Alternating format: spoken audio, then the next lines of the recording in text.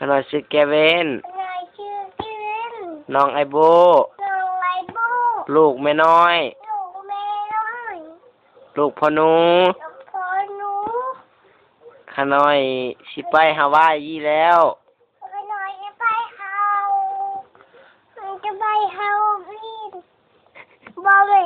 น ไปฮาวาย เฮาไปเฮาวายแล้ว โดยมื้อนี้เป็นมื้อสุดท้ายของขน้อย ที่อยู่เมกาโอ้ยสิไป ก็ทำไม่กล้าเรื่องเด้อข่าว ไ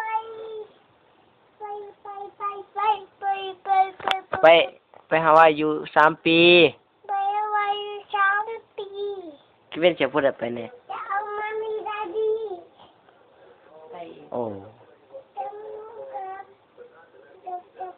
มาเว้าไหม ไม่เบาก็หรอก คิดเป็นขึ้นฮอดภายใน ไม่เท่าก็หน่อยเบา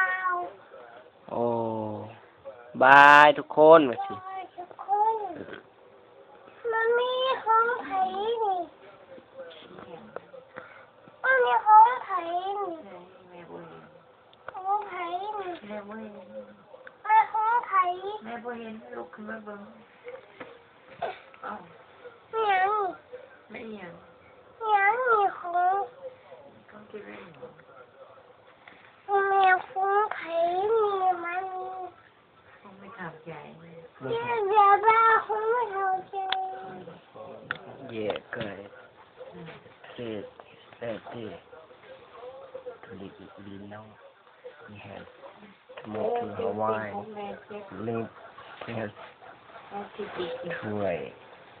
ครู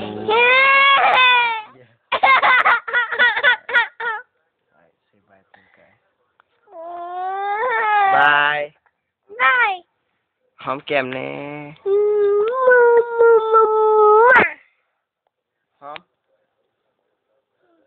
หอมไหมคำนี้บูหูยินซ้ำคำนี้กระพากคอ